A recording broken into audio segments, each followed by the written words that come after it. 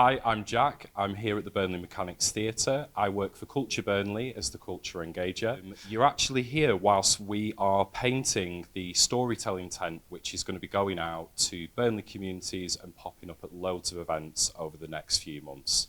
They'll be popping up with our culture makers who are here with me now, who are the ones that are painting this. Culture Makers is a 6-month funded programme from UK SPF Fund. It's enabled us to bring on board and recruit 58 people from across Burnley from different communities.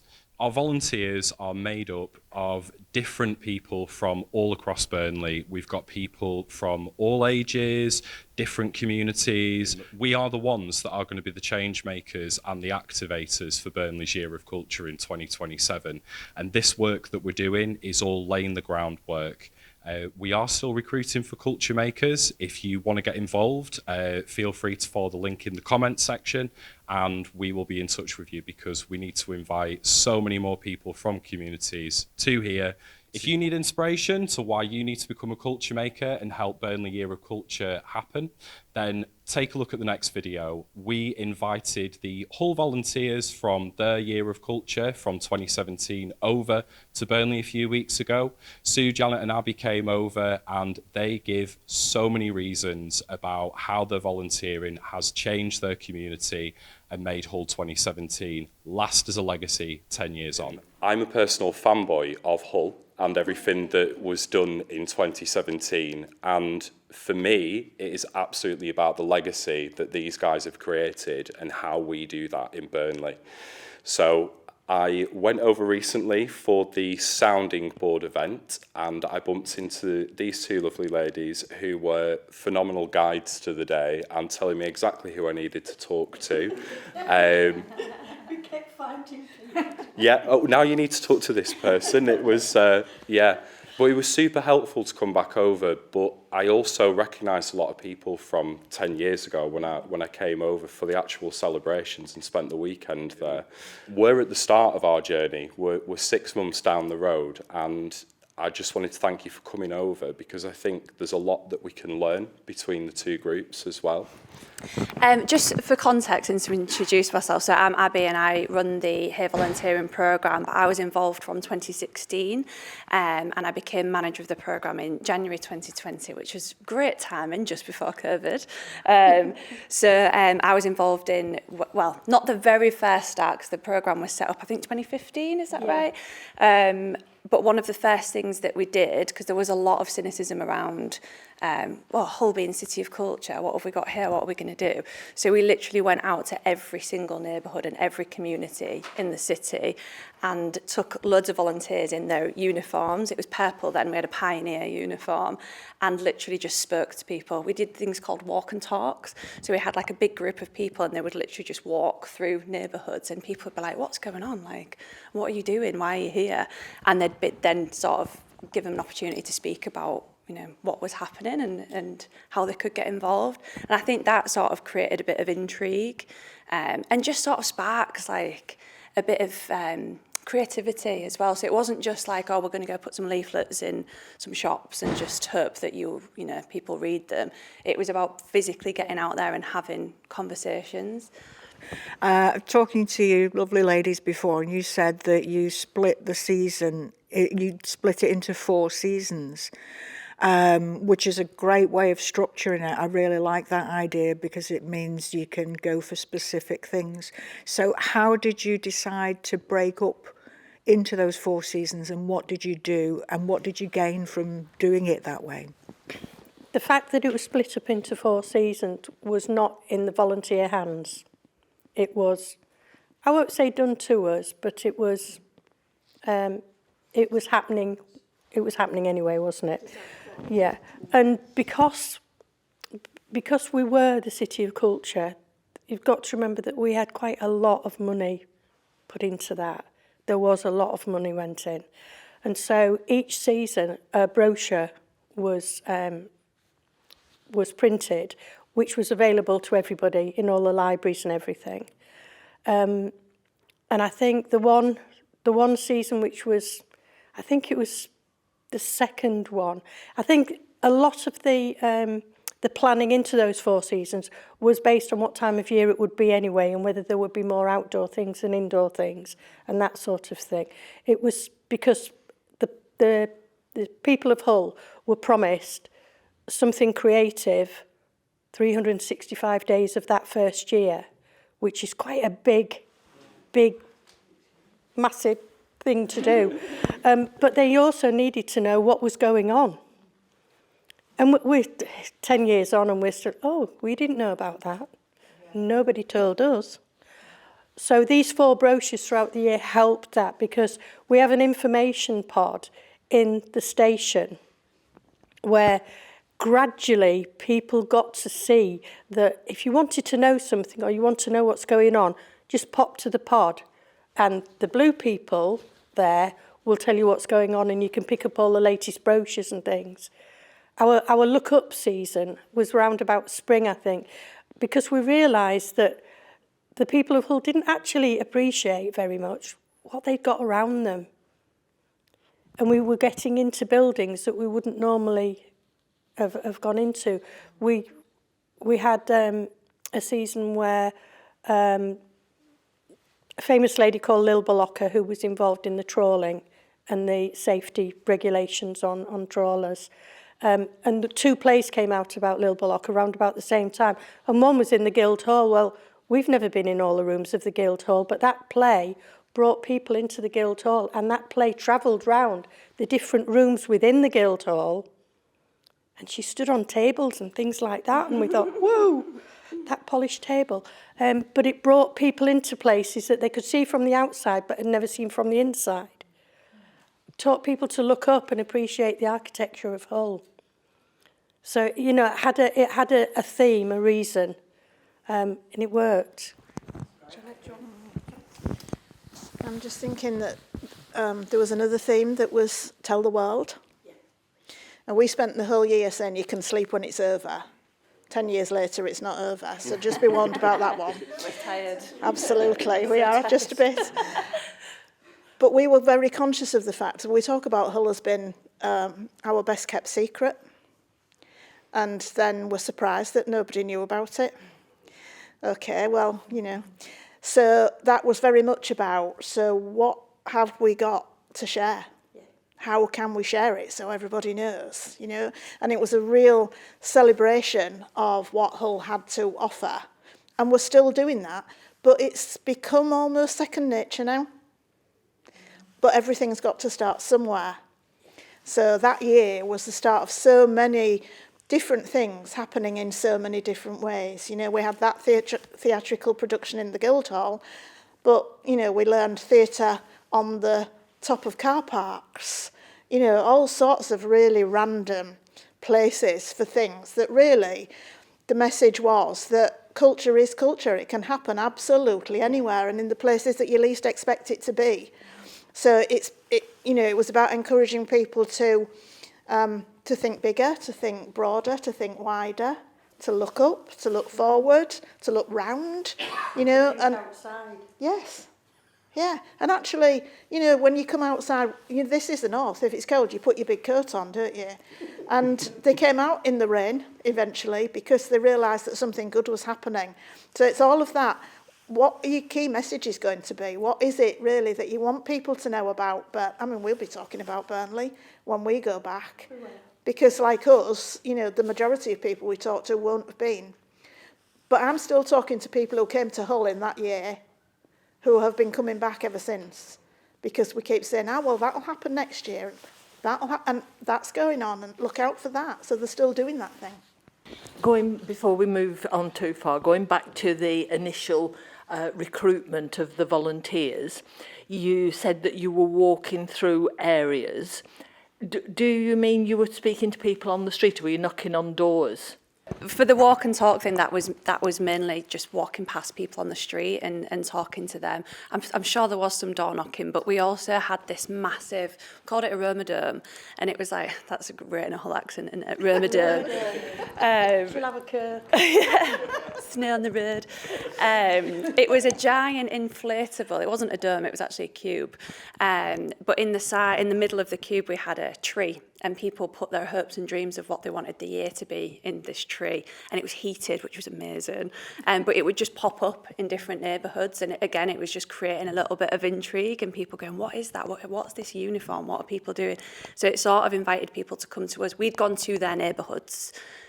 We weren't expecting people to come through to the city centre, and we did something a bit off the wall, and then, so people would come and speak to us.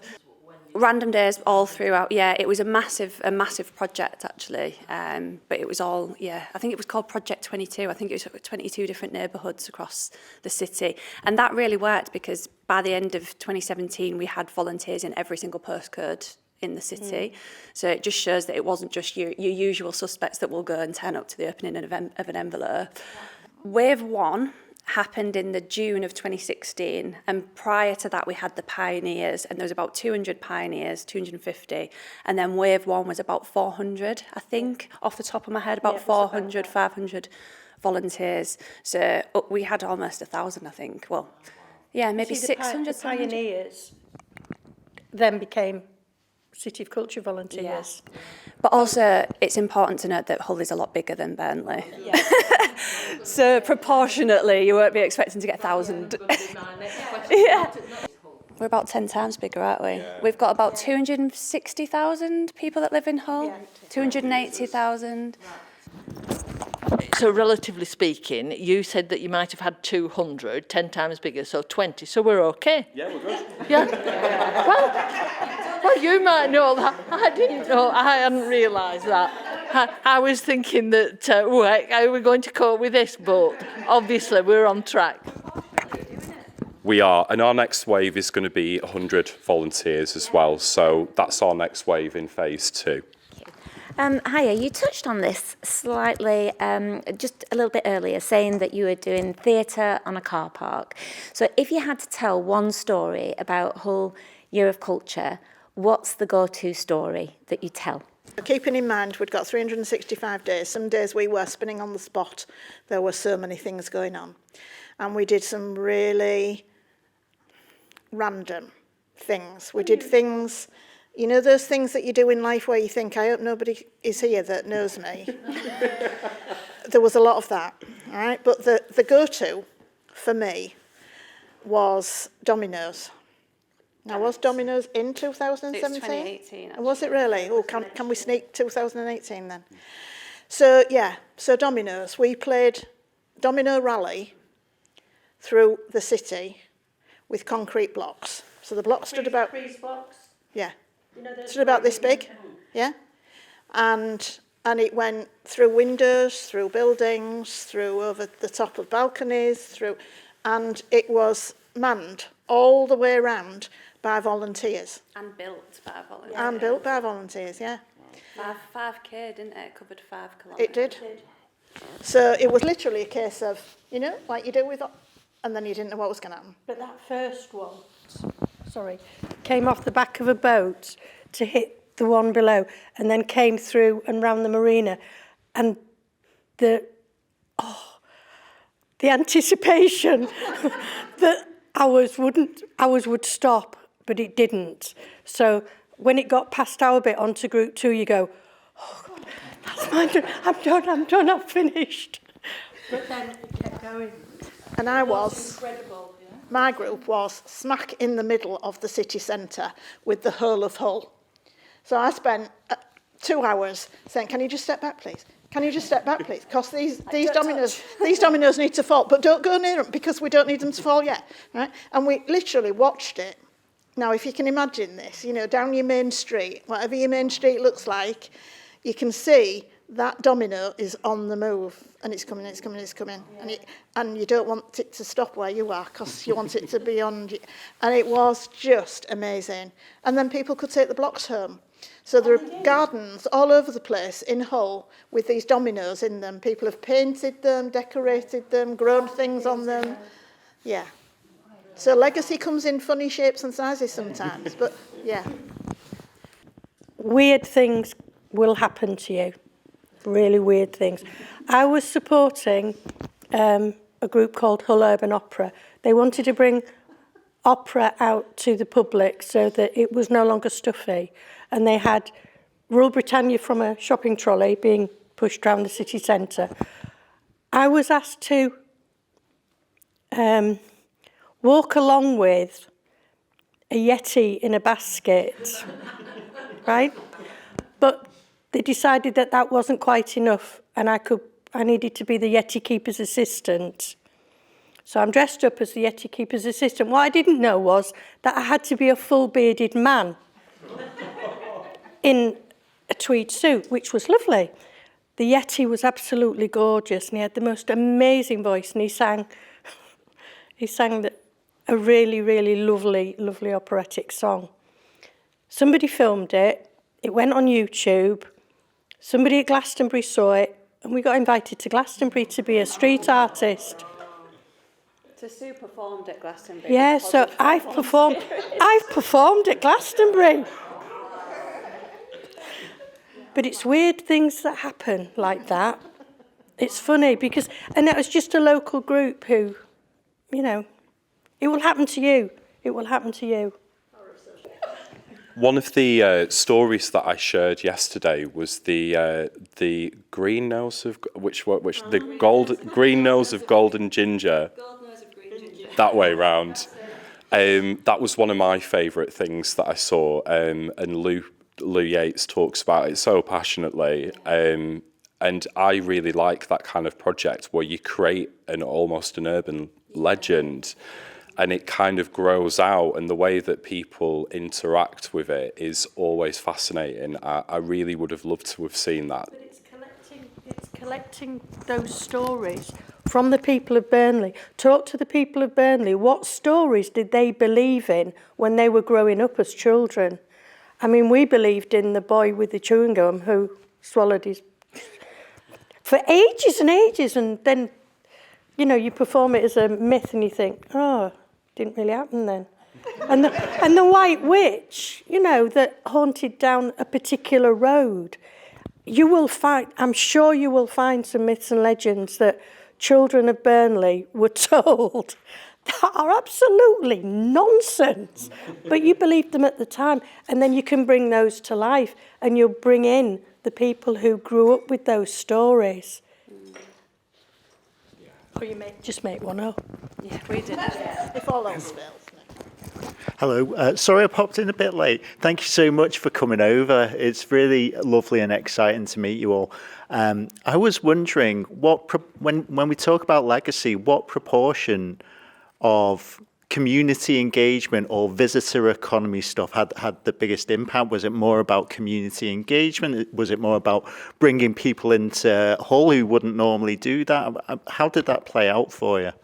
I think where we're positioned now, because we were an independent registered charity, so when City of Culture ended, we had an organisation that was set up to deliver it, and that sort of became smaller and smaller, and then we were called Absolutely Cultured, and we were based in a gallery that was set up for the year, and we were a registered charity, and that was very much about culture, community engagement, bringing things out to neighbourhoods.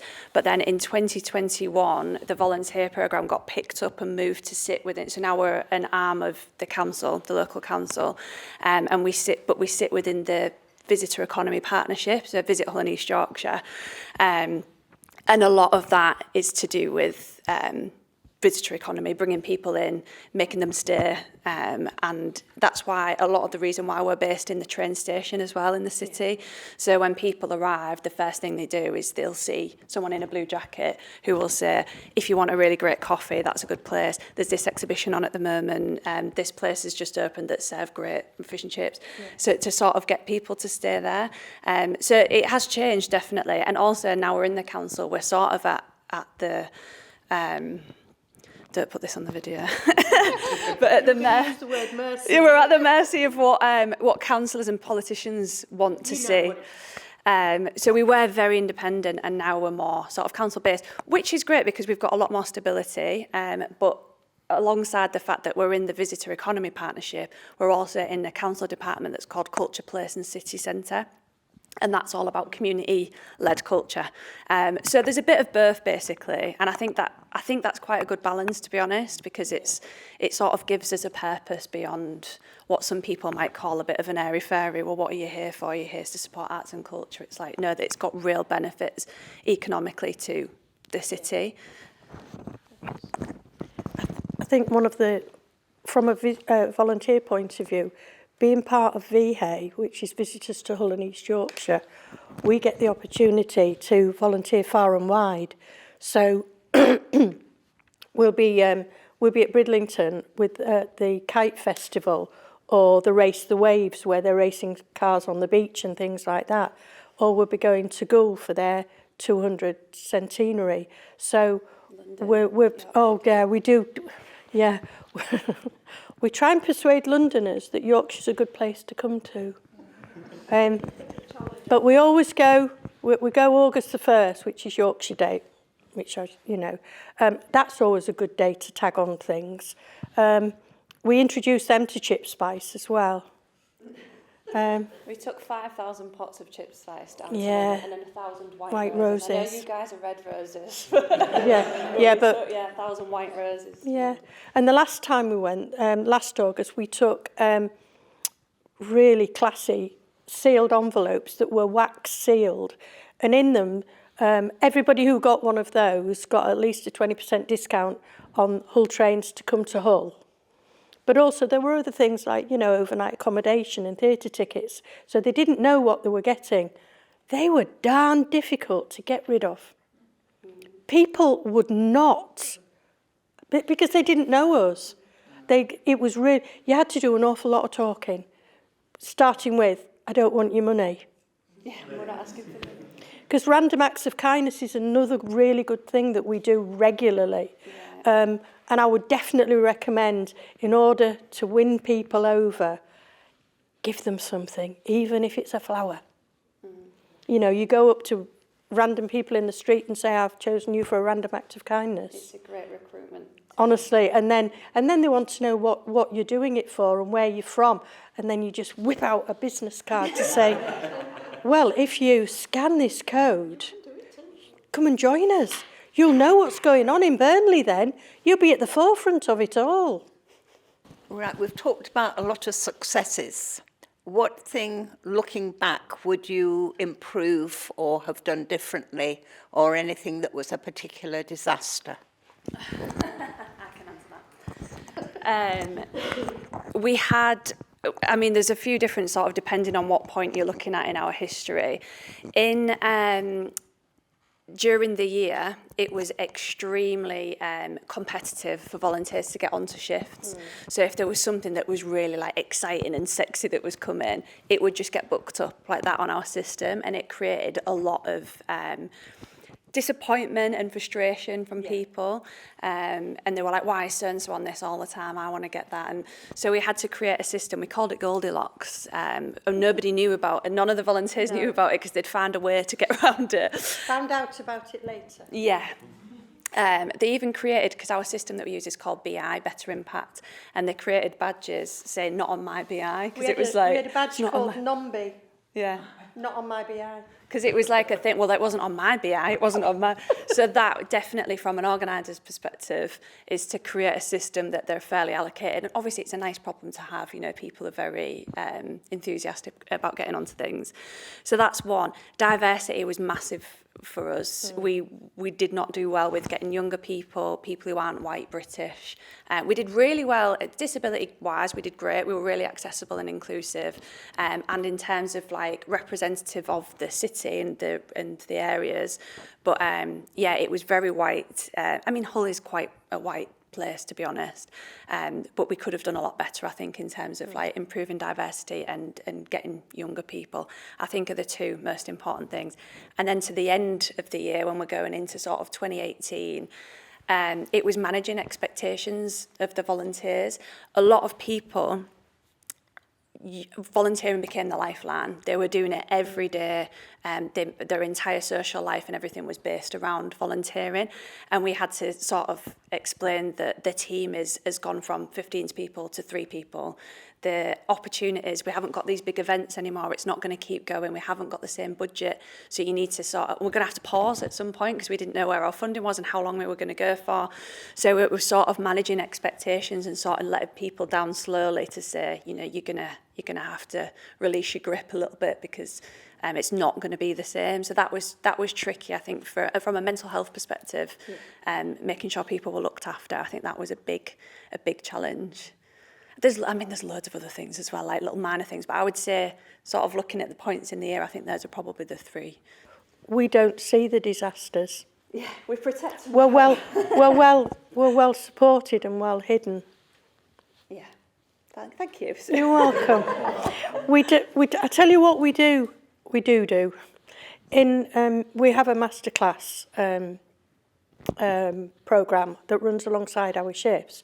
And the masterclasses can be anything from walking a llama, learning how to how to make a bath bomb, masses of crafts and cooking, talks on history or architecture, maybe introduction to Tourette's or physical difficulties, talks on all sorts.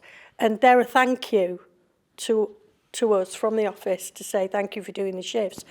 And they work really, really well alongside. And in the winter, in that now, there are lots of well-being masterclasses on.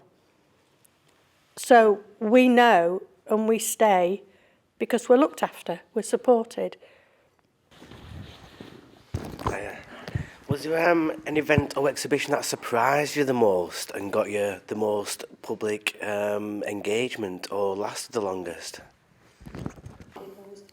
Yeah, I think that's true. Made in Hull that we spoke about downstairs. So Made in Hull was the opening gambit, really. This was we are here, this is the beginning. It was January, it was in the dark, it was at night, it was a light show, it was Hull's history, it was freezing, right? And we knew it was coming. I wasn't a volunteer then, my husband was. I spent time signing him up for things I wanted to go and do. And I said, are you signing up for this? It looks amazing. He said, no, it'll be cold. I said, for goodness sake, Hull will be saying, it's cold, you're a volunteer. Get your coat on, get yourself out there and sign him up. And I went and I finished up going every night. And I was blown away by what I saw, both in terms of the production of the event itself, but by the numbers of people I saw again and again.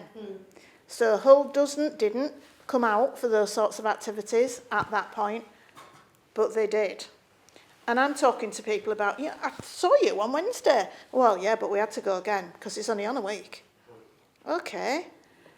And I've seen that happen numerous times. We had an installation called Robots. That was February. Again, freezing. I've never been as cold as in my life. These robots, and they were stationed all over the shop. It wasn't like you were standing in one place, even, and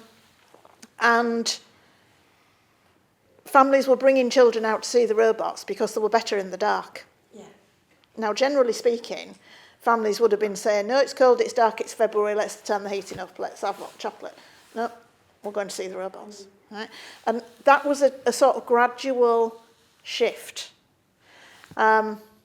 Disappointments. Well, do you know, I think Abby's mentioned tempering expectations. And I think in my head, there were some things I sort of levelled out a bit, thinking, well, I'm not sure what that's all about. Okay? Because culture can be a bit like that, can't it? Even when you've done it. Yeah, even when you've done it, yeah. But then, it's the city of culture, you're not going to like everything. It won't all work for you. Sometimes you will be thinking, what is this about? We've got a wind turbine blade across the city centre, you can't get across there. What is that? Well, it's an art installation, of course it is. I thought it was a wind turbine blade, silly me. And it's sort of that, it's that people will say, what? And you still hear people say that. But that's culture is about disruption, isn't it? You know, isn't it about disrupting people's thinking? And okay, you can't walk across there, you'll have to walk around, you might say something different, you know? And it's that thing that Sue's mentioned, it won't happen overnight, and it doesn't. You know, you'll get that. What we're spending money on this for when we've got potholes? Yeah, don't be disappointed. No, because it's human nature. Yeah. Do an Elsa. You'll get it. Go. Yeah. Let go. Yeah. But yeah, that's you know, in the end. People. Yeah. Yeah, and we work with people. Yeah, we're facing quite a lot of that at the moment, aren't we? We've been out this morning doing some interviews and trying to flip people's negatives into, you know, the actual facts of it, because we're hearing as well, you know, we want our potholes fixed and we don't need a year of culture. I don't realise it's a different pot of money. No. It's like Yeah. you can't put culture on with the same money that you're going to fix potholes with. It's a completely different thing. And also, at this point, you're in the conversation about what it's going to look like. The people that you're talking to haven't got a clue. So they can only see potholes. I mean, we'd got, turning round into the car park this morning, we said, oh, this looks familiar, because in 2017, Hull was absolutely covered in orange barriers. They shipped them into it. We had the entire country's orange barriers. Yeah. That isn't an exaggeration. No. So We We they've called got them it all shipped. Barry. Yeah, Barry the barrier. We had them on walls, we had them all over the place. And that was a public realm project. It didn't have anything to do with City of Culture. But it was very much the conversation, well, how can you be a City of Culture when you've got orange barriers all over the place? Watch us. We say, watch us, we'll just work around it. yeah, okay. And that's the thing. You're talking about something that you know is going to happen. You've got full faith in it. You can see it, you know, beginning to appear in front of you. And they're still doing the potholes, bins routine. They've got to be there and see it. If you ask those questions again, 2 years from now, you'll get very different answers. Yeah. Because they will have seen what's in your heads now. Yeah. Bring it and they'll come. Yeah, don't be disappointed. Build fun along the way, because if you don't have fun with it, you'll not last the distance, I don't think. But think about, already you've made social connections, you've made relationships with other people who are like-minded, and you just need it to grow a bit more. But don't get disheartened. It'll happen because you want it to happen.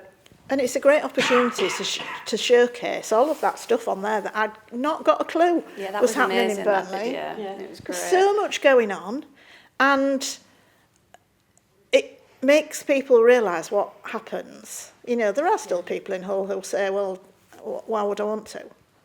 You know, well, okay, that's, in the end, it's your choice about whether you do or whether you don't.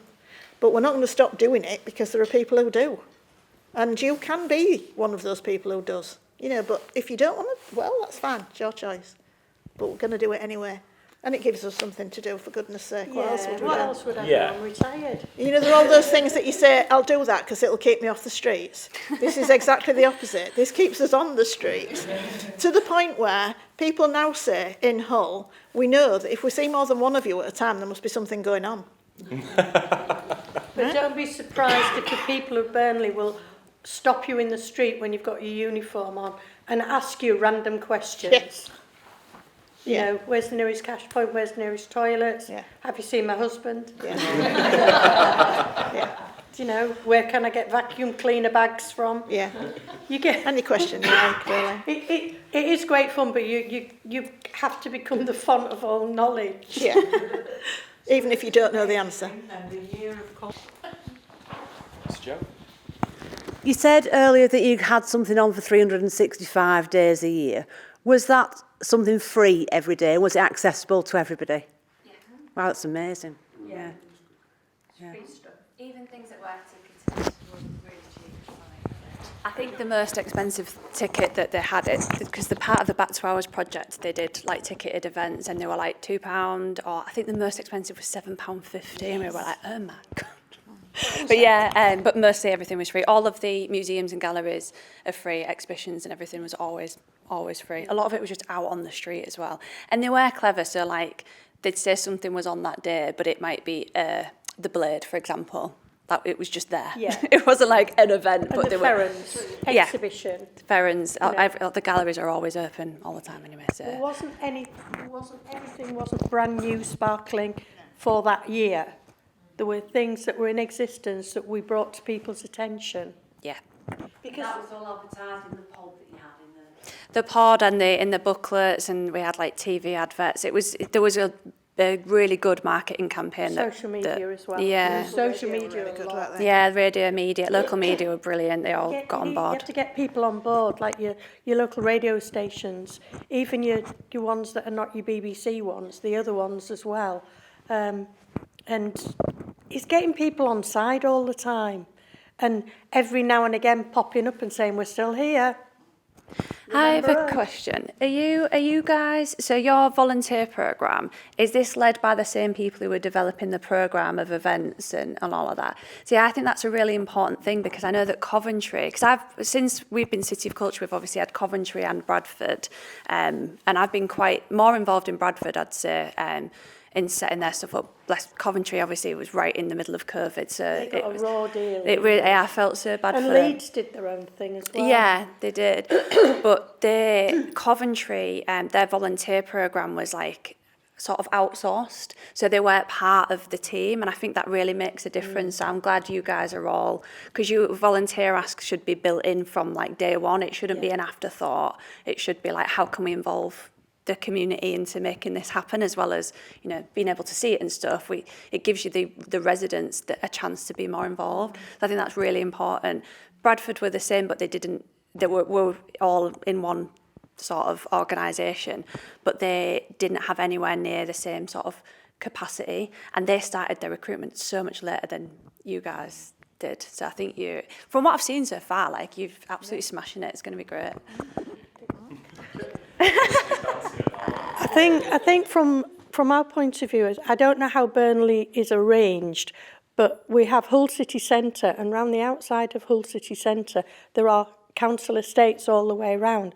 So the community became those estates, if you see what I mean.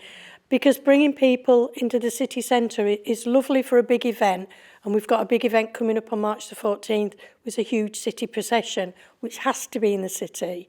But we're trying to bring people in. But our bus fares don't help. It's £3 each way on the bus. If you're a family of 4, that is ridiculous. You know, so if you could get transport on board to get people to where you want them to be, that would be another thing that I would try and do. Or do things where the people are. Yeah, and take it to them, yeah. Because it's very different if all you have to do is walk out of your front door or up the street. You know, that people don't always appreciate that it can happen anywhere. You know, it doesn't have to be in the middle or in the gallery or, you know, wherever. It can be just up the road, you know. And they're more likely to get involved and then come to other things. If they have that experience. If they've never had the experience, they don't know what you're talking about. Have you ever managed to get the transport on board with what you were doing now? No, they were really difficult. We had so many what's the word? Like private businesses that supported the programme and the year in so many different ways. For example, Crown Paints is based in Hull, and they give us, anytime we needed paint for anything, we did a big exhibition, they just provided all the paint. I mean, Arco is a workwear company, provided all of our uniforms. We had Yorkshire Water give us all. We always had loads of value in kind stuff, but transport was just like, nope. So it was really tricky. But we've got a new mayor now. Yeah, who's in charge of transport? Who knows? But Leeds got transport involved in theirs, so it's not impossible, but for us it just didn't happen. Yeah. Alicia, is it 22 kilometres all the way around the outside if you were to do the route?